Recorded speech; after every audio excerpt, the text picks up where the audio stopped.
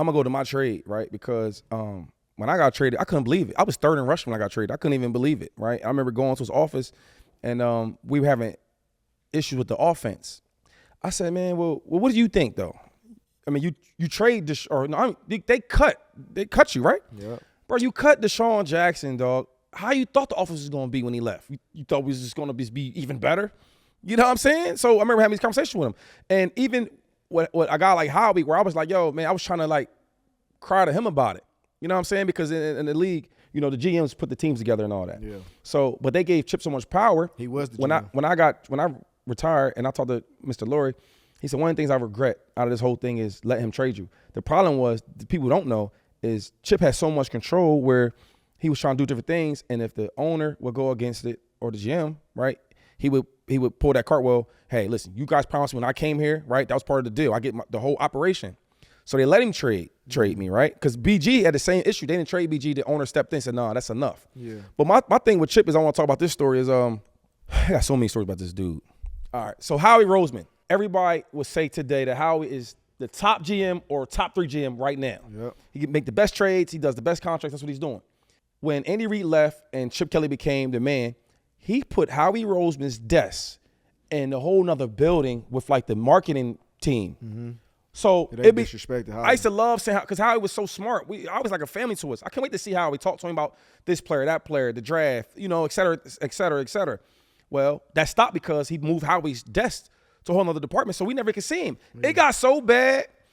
It's crazy because how big he is right now. It got so bad for Howie. He wouldn't let Howie come to practice. Remember, he used to go to all practices and watch us play. He could never do it no more. I'm like, this dude wants so much control. So look, when they get to the trade, Drew Rosehouse, he called me. He said, Shady, I'm in Miami training. He says, this is not a joke. That's the first thing he says to me. He don't even say hello. Shady, it's not a joke. The Eagles are trading to the Buffalo Bills. I say, man, hey, stop playing, man. What you want, man? What you want, Drew? I'm busy. He said, I'm not playing, Shady. They're trading you. So I'm like, they trading me? The next thing I say is, who they trading me for? I'm thinking 2 second rounders, a good player, this, that, third. He says, Kiko Alonso. I take a pause. I say, who is that? I said, let me look him up. Hold on, True. How you spell that? How you spell that shit? Okay. Who is this dude? I don't know who this dude is. You know where he went to school at? Where? Oregon. He went to Oregon? Oregon. He was an Oregon guy? Bro. Wow. This dude is crazy. Kiko Alonso wasn't nothing. I mean, that's a disgrace. Who is that, though? For them to trade you for him, that's a disgrace, bro. I mean, like, and was it a 5th round pick too, or it was just like, bro, it was just you for him? It was so bad. Yo, look. It was for you and him, or is it Watch this. A draft pick too? So I go to the Bills. Then they gave me a new contract, so I love that. But look, Rex Ryan, you know how Rex Ryan's crazy is. When I get there, he's all happy. Hey, Shady, I'm happy, you know, this and that. You know, they fly me out there, meet the owner and all that, hanging out. Rex says, yo, that was the fastest trade I've ever had in my life. Now, Rex been coaching for years. Right. I said, what you mean, the fast trade? They said, hey, are you guys interested in Shady McCoy? He said, we was like, yeah. He said, we'll get back to you. Yeah. He said, I'm thinking like, yo, they going to want too much for Shady. They going to want too much. Right. He said, I called back and said, yeah, we're interested. What's going on? He says, can we get Kiko Alonso? He says, wait, he's like, all right, yeah. Who else? He said, no, that's it. He said, deal. Bang. That's how the trade went. And it was done deal. Done deal, bro. Wow. Well, so like, what was? Because I want to get into my release after, but like, what? Honestly, you I ain't gonna say Philly guy, but you're a Pennsylvania guy. You from Harrisburg, like hometown. Yeah, go ahead. That's home. Pennsylvania's home for you. My house is an hour away, bro. Right. So like, how did that really make you feel? Because I just know on the football side the disrespect, but like as a man that was accomplished and that was established, you was in your backyard, your family, and just what Philadelphia meant to you, and for you to be able to be an Eagle. And the reason why I'm speaking this because I don't know if I do know you remember this, but David Culley was my coach at the time, and before we draft you, it was like he was already talking to you or knew about you. I don't know what it because you was at the prep school, and he was my rookie year. He was showing me videos of you, and he was like asking me like, man, what you think about him? Like we gonna try to draft him. He's a Harrisburg guy, right? So David Culley loved you, and he used to always tell me about you. So like once he told me about you, and in the draft, it was like I knew he was gonna get you, but like tell me really how did that really make you feel? It killed me though. Like. Everybody just thinks it's football, and they think that, all right, well, the Bills ripped your contract and give you a new one. It's more than that, because, like, I had a son, right, and I have a son now, but we just got the custody thing worked out, right, and me and his mom live in the same place, same state, so it was a 50-50 custody. I see him all the time, and, you build that relationship. Yeah. His school, I get to pick him up sometimes because I live so close, and then I get traded. I got to think of that whole how am I gonna work this out with my son? I'm gonna tell him this. Right. Like little things you don't even think about. You know, my mom, my dad, we got a great relationship. Now seeing them every week, right?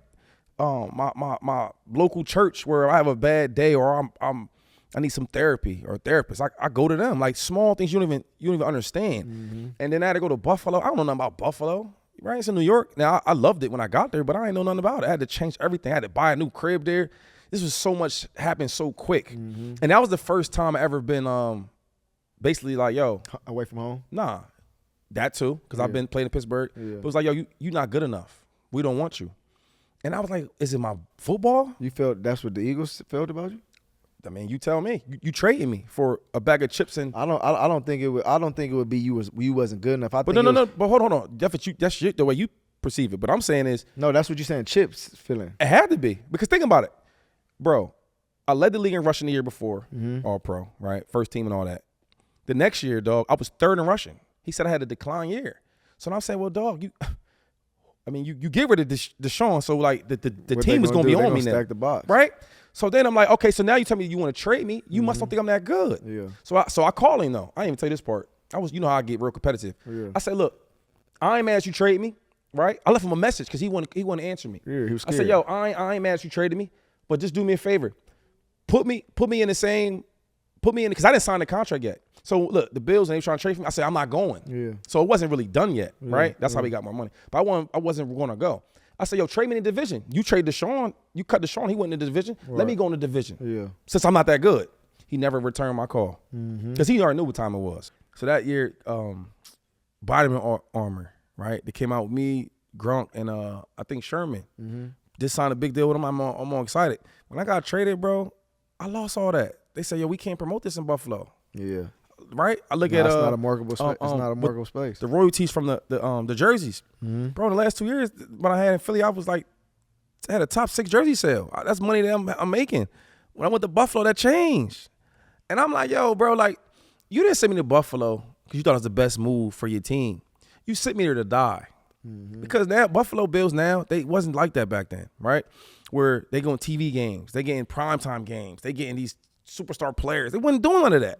Right? You sent me there because you wanted me to die. You wanted me to be buried. Sure. That's why, yo, I ain't gonna lie. Like, that dude, bro, and people now ask me about it, I don't really get on him as much because I'm older. It's like whatever. But it's like I hate when I see people have that much control and power over somebody's future.